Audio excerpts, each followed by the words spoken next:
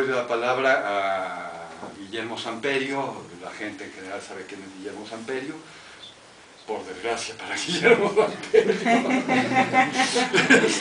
Maestro Guillermo Samperio, uno de los grandes cuentistas en lengua española, con 32 libros publicados, no sé qué tantos libros 42. publicados, 42 más los que se... ayer, No, 41 no llego a 30.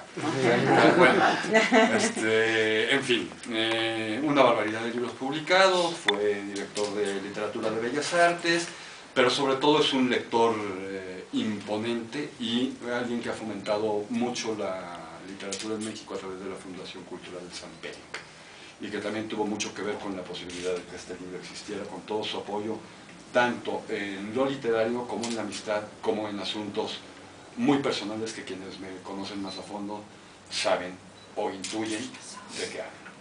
Guillermo. Gracias.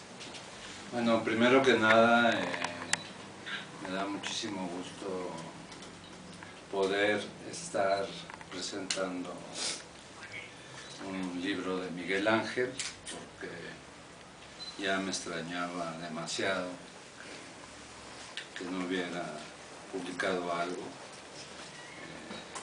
Cuando leía yo sus notas en sábado, pues estaba yo esperando a cada momento su primera novela, su primer libro de relatos, qué sé yo, ¿no? Pero ahora nos sorprende benéficamente con este libro. Además quiero suponer que va a ser un libro importante dentro de las letras mexicanas.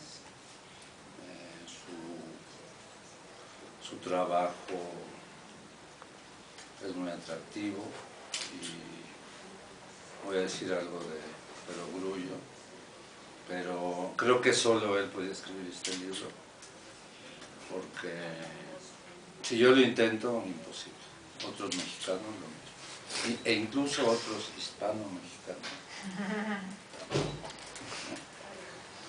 Entonces,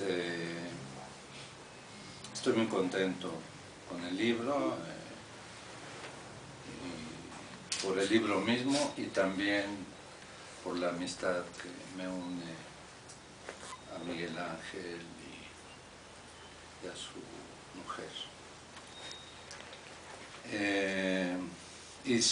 Le titulé ahorita la nota Quiero suponer, porque uno dice cosas y luego termina siendo suposición. Este libro de Miguel Ángel Díaz Monjes está escrito con una pluma que oscila entre lo literario, lo autobiográfico y lo testimonial. Desde luego, lo que le da cohesión al gran texto no es tanto la mixtura, sino el impulso literario que fusiona los tres niveles y que le da el carácter a la voz narrativa, como si el mismo Díaz Monjes empujara lo que cada sección va a contar. Y como la narratividad asume un poco el tinte de la autobiografía, sin serlo, claro, el autor logra crear la indispensable unidad del lenguaje, del relato y del relato compuesto de diversos textos. Así que el recurso de la utilización narrativa de la primera persona le permite a Díaz Monjes hacer confundir al lector entre lo autobiográfico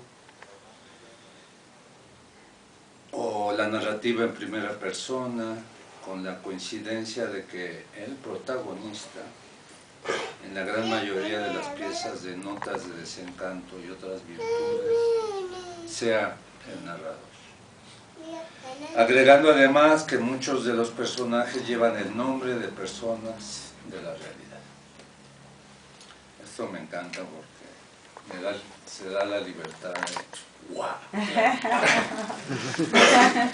de ejercitar. Es el primer libro de literatura que veo con tanta influencia del karate. Cuando habla, los sucesos transcurren,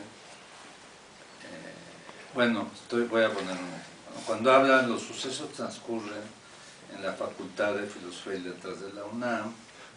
Algunos lectores, varios de ustedes y yo mismo, los voy a identificar.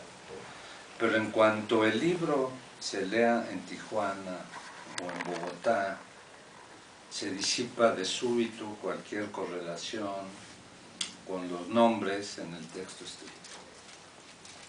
Y lo mismo sucede con otros ámbitos, hasta el de la construcción de puentes, donde X o Y ingeniero o poblador reales ahora se encuentran en el baile de la ficción. Quiero suponer que debido al habla de Miguel Ángel, donde están implicados no pocos españolismos, le resultó más adecuada la primera persona del singular, y sin precaución alguna, lo cual me encanta, me fuera encontrando a lo largo de este estupendo texto salpicaduras de españolismo, la hibridez lingüística del autor y, por buena consecuencia, de la voz narrativa.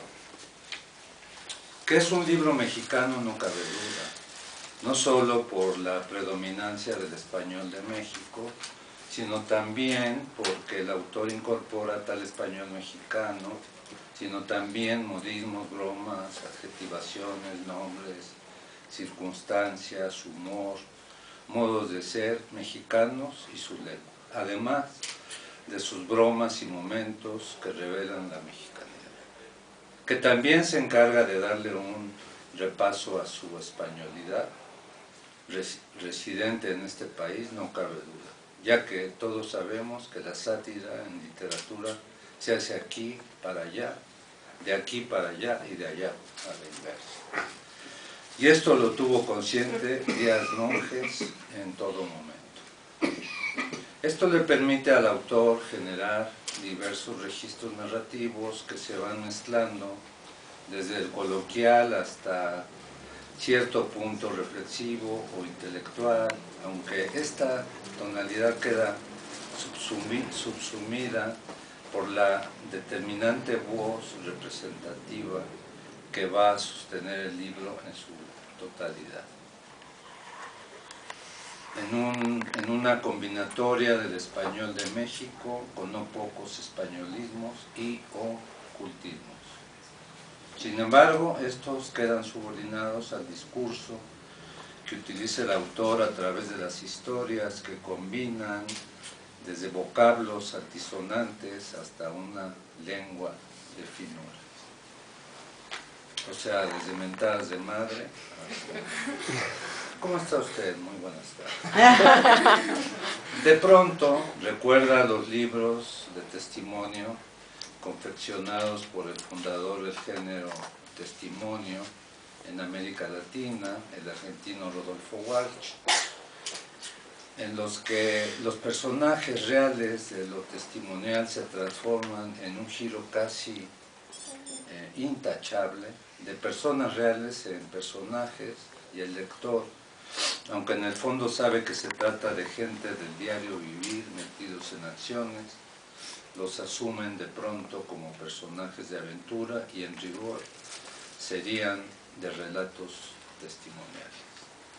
Los personajes y las situaciones díaz mongesianos ocupan una función expresiva semejante, pero solo en uno que otro relato se logra notar algo de lo testimonial. Walsh trata asuntos políticos y policiales. Monjes echa la memoria como anzuelo a su memoria y de allí emergen sus relatos. Y no se podría afirmar que sus textos son de ninguna manera testimoniales, sino que, como escritor que es, subió a relatos determinadas experiencias personales, convirtiéndolas en relatos literarios de forma estricta. Tal vez el autor no percibió en última instancia esta coincidencia benéfica con Walsh, y es posible suponer que, aunque por dos caminos diversos, a la larga junten sus aguas narrativas, Díaz Monjes va invadiendo sus historias de personajes reales con nombres, peros, debilidades y signos, como cuando describe el ambiente que ya mencioné, de la Facultad de Letras y Filosofía, la constructora de puentes en apariencia federales, entre comillas, en poblaciones que no aparecen en el mapa de la República Mexicana y ni siquiera en sus estados, mostrando un realismo milagroso, no realismo mágico, lo cual deja al lector en el pasmo fantasmal a lo Arthur Machen, autor inglés de Lo extraño y lo insólito. Vale recordar que por la ascendencia hispana de Miguel Ángel Díaz Monjes, el autor deja fluir sin preocupación los españolismos que todavía le son propios, a pesar de su larga existencia entre el español de México, generando una lengua que podemos denominar Díaz Mongesiana, sin pudores, en rigor legítima, con un estupendo sentido del humor pesado. En cuanto a las anécdotas que el autor va regando a lo largo de notas de desencanto y otras virtudes, al lector se le aparecen como bien transportadas al texto literario desde la experiencia real, con personajes reales, en lugares reales, que el tratamiento narrativo literario los convierte de forma extraordinaria en personajes cualesquiera, como cuando aparece el autor mismo, quien tiene la ventaja de ser el narrador y el autor de los relatos estupendos que contiene este libro. Vale decir, por último, que este volumen, además de propositivo, es divertido, puntilloso, medio descarado y necesario para el ambiente literario mexica. Quiero suponer esto.